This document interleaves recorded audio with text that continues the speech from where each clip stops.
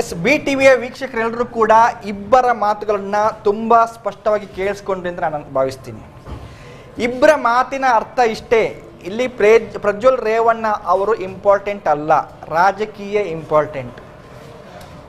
ಒಂದು ಕುಟುಂಬವನ್ನು ರಾಜಕೀಯವಾಗಿ ಮುಗಿಸುವುದು ಮತ್ತೊಬ್ಬರಿಗೆ ಇಂಪಾರ್ಟೆಂಟ್ ಆದರೆ, ತಮ್ಮ ಕುಟುಂಬವನ್ನು ಉಳಿಸಿಕೊಳ್ಳಿಕ್ಕೋಸ್ಕರ ರಾಜಕೀಯ ಷಡ್ಯಂತ್ರದ ಆರೋಪ ಮಾಡಿ ಮಹಾನಾಯಕ ಇದರ ಹಿಂದೆ ಇದ್ದಾರೆ ಅಂತ ಇಲ್ಲಿ ಬಣ್ಣಿಸುವ ಮೂಲಕ ತಮ್ಮ ಕುಟುಂಬದವರು ಮಾಡಿದ ತಪ್ಪು ತಪ್ಪೇ ಅಲ್ಲ ಅನ್ನೋದನ್ನ ಬಿಂಬಿಸುವಂತ ಪ್ರಯತ್ನ ಮತ್ತೊಂದು ಕುಟುಂಬದ್ದು. ತುಂಬಾ ಸ್ಪಷ್ಟ ಇದು. ನೀವು ಅವಾಗಲೇ ಕೇಳ್ತಿದ್ರಿ ಲಿಖಿತ, ಪ್ರಜ್ವಲ್ ರೇವಣ್ಣ ಅವರ ಲೈಫ್ ಮುಗೀತಾ ಅಂತೇಳಿ. ರಾಜಕೀಯ ಭವಿಷ್ಯ ಮೇಟಿ ಲೈಫ್ ಮುಗೀತಾ? ಮತ್ತೆ ಈ ಬಾರಿ MLA ಜಾರಕಿಹೊಳಿ ಲೈಫ್ ಮುಗೀತಾ? Again MLA. By chance BJP ಸರ್ಕಾರ ಬರ್ತಿದ್ರೆ ಜಾರಕಿಹೊಳಿ ಮತ್ತೆ ಮಿನಿಸ್ಟರ್ ಆಗಿರ್ತಾರೆ, ಅಥವಾ ಮುಂದೆ ಬಿಜೆಪಿ ಸರ್ಕಾರ ಬಂದಾಗ ಜಾರಕಿಹೊಳಿ ಮಿನಿಸ್ಟರ್ ಆಗಿರ್ಬೋದು. ರಾಜಕೀಯವಾಗಿ ನೀವು ಪ್ರಭಾವ ಇದ್ದಾಗ, ರಾಜಕೀಯವಾಗಿ ಎಲ್ಲಾ ಪಕ್ಷಗಳಲ್ಲೂ ನಿಮಗೆ ಸಮಾನ ಸ್ನೇಹಿತರಿರುವಾಗ,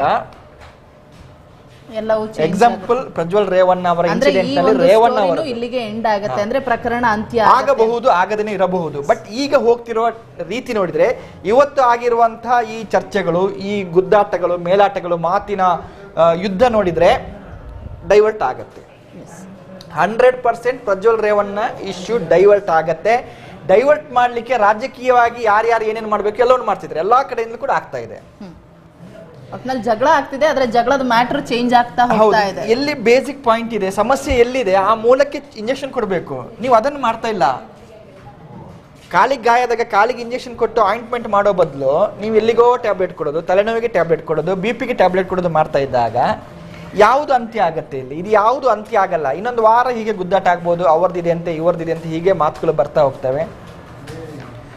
ಒಂದು ಇಡೀ ರಾಜಕೀಯ ವ್ಯವಸ್ಥೆ ಹೀಗಿರುವಾಗ ಇಲ್ಲಿ ಯಾವುದನ್ನು ಕೂಡ ನಾವು ಹೀಗೆ ಆಗಬಹುದು, ಇವರಿಗೆ ಶಿಕ್ಷೆ ಆಗತ್ತೆ, ಇವರಿಗೆ ಜೈಲುವಾಸ ಆಗತ್ತೆ, ಅಥವಾ ಕುಮಾರಸ್ವಾಮಿ ಅವರು ಹೇಳಿದಾಗ ನೇಣಿಗೆ ಹಾಕ್ತಾರೆ, ಇಲ್ಲ. ಇದು ನಮ್ಮ ರಾಜಕೀಯ ವ್ಯವಸ್ಥೆ ಈ ತರ ಇಲ್ಲ. ನಮ್ಮ ರಾಜಕೀಯ ವ್ಯವಸ್ಥೆಯಲ್ಲಿ ಆ ಸಪೋರ್ಟ್ ಸಿಸ್ಟಮ್ ಅನ್ನು ಯಾವ ರೀತಿ ಕ್ರಿಯೇಟ್ ಮಾಡ್ಕೊಂಡಿದ್ದಾರೆ ಅಂತ ಹೇಳಿದ್ರೆ, ಯಾವ ಪಕ್ಷದವರೇ ಅಪರಾಧ ಮಾಡಿರ್ಲಿ, ಅದು ಎಂತ ಪ್ರಜ್ವಲ್ ರೇವಣ್ಣ ಮಾಡಿರೋದು ಅದು ಅತ್ಯಂತ ಹೀನ ವಿಕೃತಿ. ಜಗತ್ತಿನಲ್ಲಿ ಬೇರೆ ಯಾರು ಮಾಡ್ಲಿಕ್ಕೆ, ಇನ್ ಕೇಸ್ ಮಾಡಿದ್ರೆ ನಾವು ಇಲ್ಲಿ ಜಡ್ಜ್ಮೆಂಟ್ ಕೊಡ್ಲಿಕ್ಕೆ ನಾವು ಯಾರು ಜಡ್ಜ್ಗಳಲ್ಲ, ಅಥವಾ ನಾವು ತನಿಖಾಧಿಕಾರಿಗಳು ಅಲ್ಲ. ಯಾಕಂದ್ರೆ ಯಾವ ವಿಡಿಯೋದಲ್ಲೂ ಕೂಡ ಫೇಸ್ ಕಾಣಿಸ್ತಾ ಇಲ್ಲ.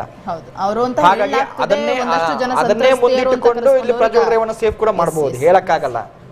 ತನಿಖೆಗಳು ಯಾವ ರೀತಿ ಸಾಕ್ತವೆ, ಯಾರು ಯಾವ ರೀತಿ ವಾದ ಮಾಡ್ತಾರೆ, ಯಾರು ಏನ್ ಪ್ರೂಫ್ ಕೊಡ್ತಾರೆ, ಏನ್ ಬೇಕಾದ್ರೆ ಆಗ್ಬಹುದು. ಹಾಗಾಗಿ ನಾವು ಇಲ್ಲಿ ಜಡ್ಜ್ಮೆಂಟ್ ಕೊಡ್ಲಿಕ್ಕಿಲ್ಲ. ಪ್ರಜ್ವಲ್ ರೇವಣ್ಣ ಅವರದ್ದೇ ಅಂದ್ಕೊಂಡಾಗ ಅವರು ಮಾಡಿದ್ದು ವಿಕೃತಿ, ಅದರಲ್ಲಿ ಎರಡು ಮಾತೇ ಇಲ್ಲ. ಇಂಥ ಹೀನ ಕೃತಿಯನ್ನು ಬೇರೆಯವರು ಮಾಡ್ಲಿಕ್ಕೆ ಸಾಧ್ಯವೇ ಇಲ್ಲ. ಆದ್ರೆ ಅದನ್ನು ಮುಚ್ಚಿ ಹಾಕಲಿಕ್ಕೆ ನಡೀತಿರುವಂತಹ ಪ್ರಯತ್ನಗಳು, ಅದರ ಹಿಂದಿರುವಂಥ ಷಡ್ಯಂತ್ರಗಳು, ರಾಜಕೀಯವಾದ ಭವಿಷ್ಯದ ಗುದ್ದಾಟಗಳು, ನಾಯಕತ್ವದ ಹೋರಾಟಗಳು, ಇವೆಲ್ಲವನ್ನು ನೋಡಿದ್ರೆ ಪ್ರಜ್ವಲ್ ರೇವಣ್ಣ ದೊಡ್ಡ ಮಟ್ಟಿಗೆ ಏನು ಶಿಕ್ಷೆ ಅನುಭವಿಸ್ತಾರೆ ಅಂತ ನಾನು ಹೇಳುವ ಸ್ಥಿತಿಯಲ್ಲಿ ಈಗಂತೂ ಇಲ್ಲ. ಯಾಕಂದ್ರೆ ಎಲ್ಲಾ ಪ್ರಕರಣಗಳನ್ನು ನೋಡಿದಾಗ ನಮಗೆ ಅದರ ರಿಸಲ್ಟ್ ಸೇಮ್ ಇದು ಕೂಡ ಆಗಬಹುದು, ಮುಚ್ಚೋಗುತ್ತೆ. ಒಂದಂತೂ ಸ್ಪಷ್ಟ, ತುಂಬಾ ಈಸಿಯಾಗಿ ಪ್ರಜ್ವಲ್ ರೇವಣ್ಣ ಇದರಿಂದ ಹೊರಗೆ ಬರಕ್ಕಾಗಲ್ಲ. ಯಾಕಂದ್ರೆ ಸಂತ್ರಸ್ತೆಯರ ಸಂಖ್ಯೆ ಜಾಸ್ತಿ ಇರೋದ್ರಿಂದ ಈಗ ಆಲ್ರೆಡಿ ಮಹಿಳಾ ಆಯೋಗಕ್ಕೆ ದೂರು ಕೊಟ್ಟಿದ್ದಾರೆ. ಸೊ ಅದು CM-ಗೂ ತನಕನೂ ಹೋಗಿದೆ, ಆ ಪತ್ರ ಎಲ್ಲವೂ ಬರಕ್ಕಾಗಲ್ಲ. ಬಟ್ ಇದು 1.5 ವರ್ಷ 2 ವರ್ಷ ಎಲ್ದಾಡಿ ಹಂಗಂಗೆ ಸತ್ತು ಹೋಗ್ಬೋದು.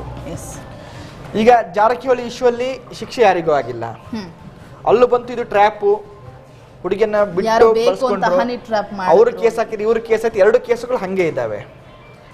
ಜಾರಕಿಹೊಳಿ ಆರಾಮ್ಸೆ ಓಡಾಡ್ತಿದ್ರೆ, MLA ಆದ್ರೆ ಗೆದ್ರು. ಹಾಗಾಗಿ ರಾಜಕೀಯದ ವ್ಯವಸ್ಥೆ ಬಗ್ಗೆ ನಾವು ಮಾತಾಡ್ತಿರ್ಬೇಕಿದ್ರೆ, ಈ ವ್ಯವಸ್ಥೆಯನ್ನು ಹುಟ್ಟಾಕಿದ್ದು ಕೂಡ ರಾಜಕಾರಣಿಗಳೇ. ಇದು ಇವತ್ತು ನಿನ್ನೆ ವ್ಯವಸ್ಥೆ ಅಲ್ಲ. ಅಧಿಕಾರ ಇದ್ದಾಗ, ಅದರಲ್ಲೂ ನೀವು ಒಂದು ಪ್ರಭಾವಿ ಫ್ಯಾಮಿಲಿಯಿಂದ ಬಂದಿದ್ದೀರಿ ಅಂದಾಗ, ಸರ್ಕಾರ ಯಾರದೇ ಆದ್ರೂ ಕೂಡ ನೀವು ಆಡಳಿತ ನಡೆಸೋದು ನೀವೇ ಆಗಿರ್ತೀರಿ. ಒಂದು ಅಡ್ಜಸ್ಟ್ಮೆಂಟ್ ಪಾಲಿಟಿಕ್ಸ್ ಕರ್ನಾಟಕದಲ್ಲಿ, ಈ ಅಡ್ಜಸ್ಟ್ಮೆಂಟ್ ಪಾಲಿಟಿಕ್ಸ್ ತುಂಬಾ ಚೆನ್ನಾಗಿದೆ. ಕುಮಾರಸ್ವಾಮಿ, DK ಶಿವಕುಮಾರ್ ಎಷ್ಟೇ ಕಿತ್ತಾಡಿರ್ಬೋದು ಬಹಿರಂಗವಾಗಿ, ಬಟ್ ಒಬ್ರಿಗೊಬ್ರು ಸಪೋರ್ಟ್ ಮಾಡ್ಕೋತಾರೆ. ಸಿದ್ದರಾಮಯ್ಯ, ಯಡಿಯೂರಪ್ಪ ಏನೇ ಕಿತ್ತಾಡ್ಬೋದು ಹಾಗೆ ಹೀಗೆ ಅಂತ, ಬಟ್ ಅವರವರ ಫ್ಯಾಮಿಲಿ ವಿಚಾರ ಬಂದಾಗ ಅವರವ್ರು ಹಂಗೆ ಅಡ್ಜಸ್ಟ್ ಆಗ್ಬಿಡ್ತಾರೆ. ಅದು ಗೊತ್ತೇ ಆಗಲ್ಲ ಹೊರಗಡೆ ಜಗತ್ತಿಗೆ. ಒಂದು ಸಪೋರ್ಟ್ ಸಿಸ್ಟಮ್ ಅನ್ನು ತುಂಬಾ ಚೆನ್ನಾಗಿ ಕ್ರಿಯೇಟ್ ಮಾಡ್ಕೊಂಡಿರ್ತಾರೆ, ತುಂಬಾ ಚೆನ್ನಾಗಿ. ಇದು ಪ್ರಜ್ವಲ್ ರೇವಣ್ಣಂದು ವಿಷಯ ಇವತ್ತಿದಲ್ಲ, 1-2 ವರ್ಷದಿಂದಲೇ ಚರ್ಚೆ ಆಗ್ತಾ ಇತ್ತು. ಕಾಂಗ್ರೆಸ್ನವರು ಹೇಳ್ತಾರೆ ನಮಗೆ ಡಿಸೆಂಬರ್ ಅಲ್ಲಿ ನಾವು ವಿಡಿಯೋ ಬಂದಿತ್ತು, ನಾವು ಡಿಸೆಂಬರ್ ಅಲ್ಲೇ ಮಾಡಬಹುದಿತ್ತು, ಯಾಕೆ ಮಾಡಿಲ್ಲ? ಹಾಗೆ ನೀವು ಎಲೆಕ್ಷನ್ ಕಾದ್ರೆ ಆಗಿದ್ರೆ ಜೆಡಿಎಸ್ ನವರ ಪ್ರಶ್ನೆಗೆ ಉತ್ತರ ಕೊಡ್ಬೇಕಲ್ವಾ? ಟೈಮಿಗೆ ಮತದಾನ ಆಗಬೇಕಾದ್ರೆ ವೈರಲ್ ಆಗತ್ತೆ ಅಂತ ಅಂದಾಗ ಪ್ರಶ್ನೆ ಅಲ್ಲಿಗೆ ಬಂದೇ ಜೆಡಿಎಸ್ ಬರುತ್ತೆ. ನವರ ಪ್ರಶ್ನೆಗೆ ನೀವು ಉತ್ತರ ಕೊಡ್ಲೇಬೇಕು. ನೀವು ಎಲೆಕ್ಷನ್ ಕಾದ್ರ ಅಂತೇಳಿ ಮುಂಚೆ ಯಾಕೆ ಮಾಡಿಲ್ಲ ಅಂತೇಳಿ. ಹಾಗೆ ಮುಂಚೆ ಯಾಕೆ ಮಾಡಿಲ್ಲ ಅದಕ್ಕೆ ಕಾಂಗ್ರೆಸ್ ನವರು ಕೂಡ ಉತ್ತರ ಕೊಡಬೇಕು.